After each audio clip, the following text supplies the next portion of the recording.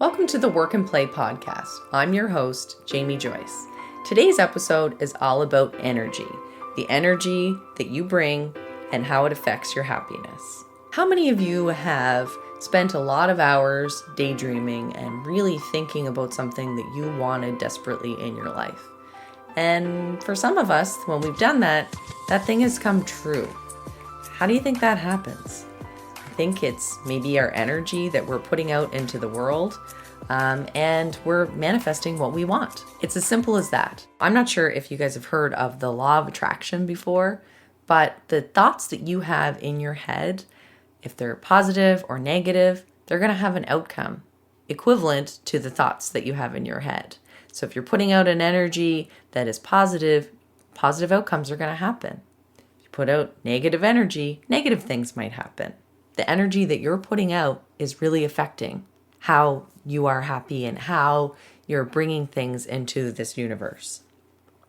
I put together a little list of things that people can do to kind of tap into that energy and maybe change the way that you think and that you feel, because I don't know about you, but I've caught myself so many times with negative thoughts and maybe gossiping or just not feeling great about a situation or getting kind of down or something.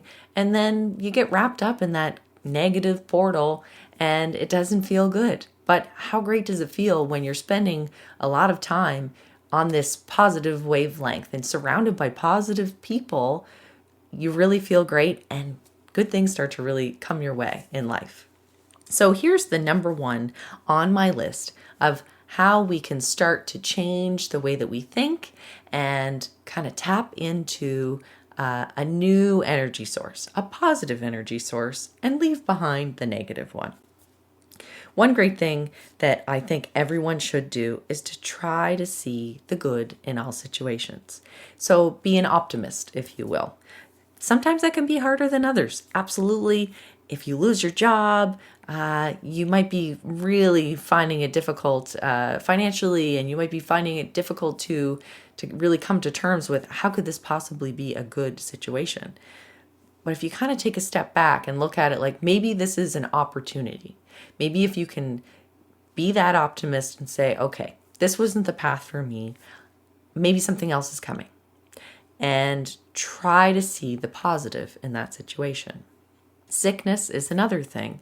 It's really difficult when there's maybe somebody that we love that has come down with an illness. I'm personally touched by this. My sister last year was diagnosed with stage 4 ovarian cancer. And I'm going to tell you right now, it was still is hard, to be able to see a positive in that negative. However, I have been trying really hard to just focus on what we do have and the positives that we do have. So what we do have is my sister's still alive, and we're spending a lot of our time together making memories. And this has brought our family closer than ever. So seeing the positives in a negative situation, that is a really key step in increasing your energy that you're putting out, and then hopefully great things are going to come back your way. Number 2 on my list is stop being a negative Nelly. We can all get sucked into this negativity breeds negativity kind of thing. If you're getting together with your girlfriends over a glass of wine and then some gossip starts happening about another friend or maybe coworkers or something, and then it kind of spirals into this thing that doesn't feel good. It really doesn't feel good when you're sitting and you're gossiping or you're bashing someone or complaining about anything. It never feels good. And that's because you're putting out a negative energy frequency into the universe. So how do we not be a negative Nelly? It's difficult because sometimes there are people around you that are negative. 1, cut out people when you can. Maybe if it's happening in the break room at work, don't go into the break room at work. Go for a walk at lunchtime instead. If it's happening with your friends, maybe you need to call them out on it. If those people mean this much to you that these are really good friends and maybe they don't mean it and they think it's a joke, call them out on it and say, hey guys, like, why do we have to sit here and bash this person?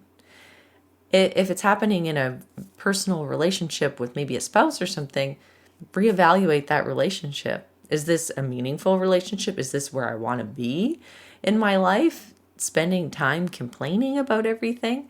Or take a look inward. Is it me? Am I the one? Am I the one? This is a thing that people have a hard time doing, is taking a look inwardly and accepting blame for sometimes you're the one who is contributing the most to the negativity, because maybe you're bringing up the complaints, or maybe you're starting the gossip about somebody and then you're bringing other people down with you. So it's really important to have self-awareness and to accept if you're the one, and then start changing. Another couple of things that you can do to try to stop being a negative Nelly, if you guys have ever heard of a swear jar, why don't you have a complaint jar or a negativity jar? And every time that you catch yourself starting to go down that path of being a complainer or being negative, or, just unnecessary negativity in your life, toss $1 in that jar. Once that jar gets filled, if that jar gets filled, hopefully it doesn't. If that jar gets filled, then let's give back to the universe. Let's do something good. Let's take that money and donate it to a good cause. And I'm telling you, if you start doing that, you're going to see a change, because then you're realizing when you have been sucked down to that negative portal. Another thing that can be done to kind of eliminate negativity and put a kibosh on it, there are times absolutely when we need to vent. Something big happened in our lives and we need to just release it. Because if you hold everything in, that's not good either. I'm not saying don't ever talk about your feelings or anything, but maybe at the end of the day, something happened during your day and you come home and you're with your partner and you need to vent. You set a timer. It's your venting timer. And at the end of this, whatever it is, probably 15 minutes, you're done. I just started doing this and this works wonders. Previous to this, entire nights were ruined because I would come home, I would be really upset, I would be venting and complaining to my partner, and then my partner would feed into my negativity, and then we would almost just be brooding grumps, and it would ruin our whole night. So it's so important to vent, but it doesn't need to ruin your whole entire night. And setting a timer, that stops it in its tracks.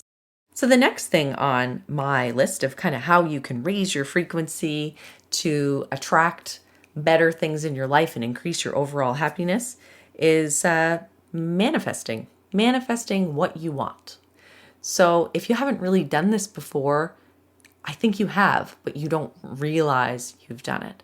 So remember earlier when we mentioned daydreaming and thinking about things that you really want in life? Well, that's a form of manifesting. Sometimes we do it subconsciously and we don't even realize. You could be laying in bed at nighttime before you fall asleep and you start thinking about this beautiful little cottage on a lake, and you really want that beautiful cottage, and you start thinking about that every time you're falling asleep.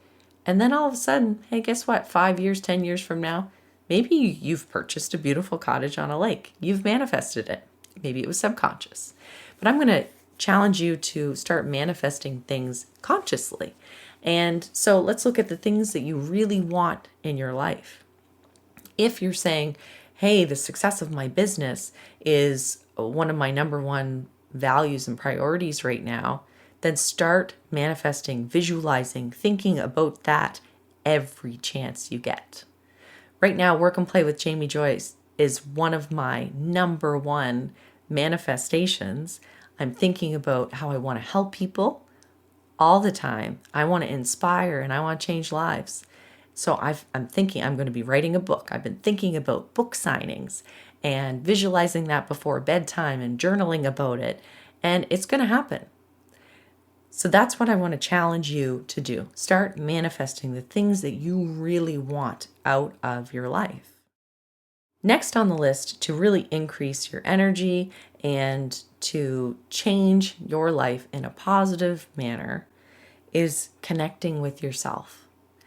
None of this is going to work if you're not in tune with who you are and what you truly like and what you want out of life. So how do you know what you want if you don't know who you are? So one way you can get to know you, well, take yourself out on a date. You can spend time journaling. You can spend time meditating and really thinking about asking yourself some questions to find out who am I? Especially if you've spent years, maybe you're a mother or a father and you've spent years tending to other people's needs, or a caretaker, and you've spent all this time taking care of other people's needs, but yours have kind of taken the back burner. It's time, I'm challenging you, to put yourself back at the number one slot in your priority list and get to know yourself. What do you need and what do you want? This is going to change your life. Another key thing here is being open to change. So that would be the next thing on the list. Open yourself up to change.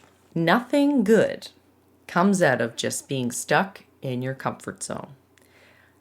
Every time that you feel a little afraid, a little bit of fear, a little bit of anxiety about a change that's coming, and you tuck back into your little shell, that is a missed opportunity. So one thing you need to do is everybody needs to do this, to step out of that zone and take on challenges and opportunities despite the fear. You definitely have to do this. So be open to change.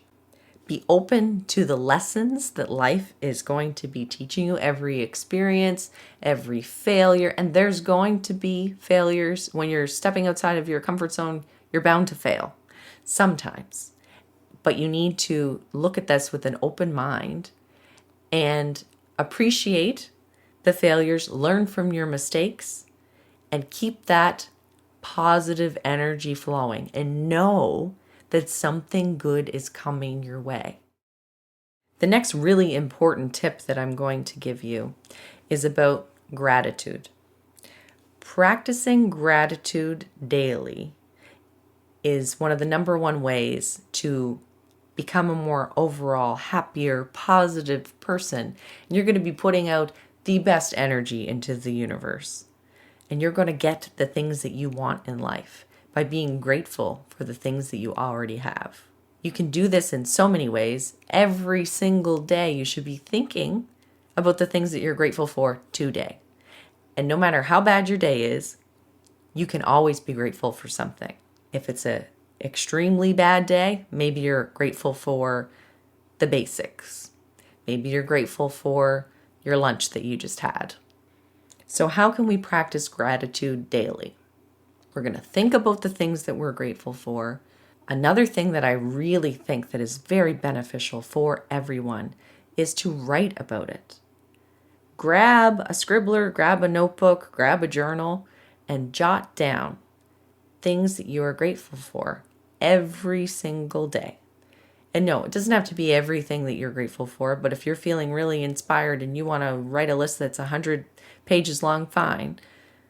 But I'm talking daily. Write 5 things. Make it a part of your morning routine. You get up and you're like, it's beautiful. The sun is shining outside. I'm happy to be alive. I'm happy for my health. Write it down. There are so many examples that I could give you of what I'm grateful for. Right now in this moment, I'm grateful to be able to offer you some advice, and I'm grateful to be able to do this podcast. I am grateful for my health, and I am grateful that I have a beautiful family, loving children, and a great support system. So if I can write those things down on the daily, so can you. And it's going to change your life. You need to do this in order to increase your positive energy frequency. And then you're going to attract, remember that law of attraction we talked about earlier, by putting out great things, you're going to get great things in return. The last and most important thing you can possibly do to help yourself increase your happiness, raise your frequency, is to love yourself. Love yourself. That is going to be the number one love story you're ever going to know, is the love that you have for yourself. So take that time, spend time with yourself, dive in deep, feel the feelings, and get to know who you really are. Spend that time and love yourself. That's so important. Do things that make you happy and follow your dreams every single day. Thanks for tuning in today. Make sure that you check out workandplaywithjamiejoyce.com for the associated blog, and subscribe to me on YouTube, and check me out on Instagram at Work and Play with Jamie Joyce. Thanks for tuning in.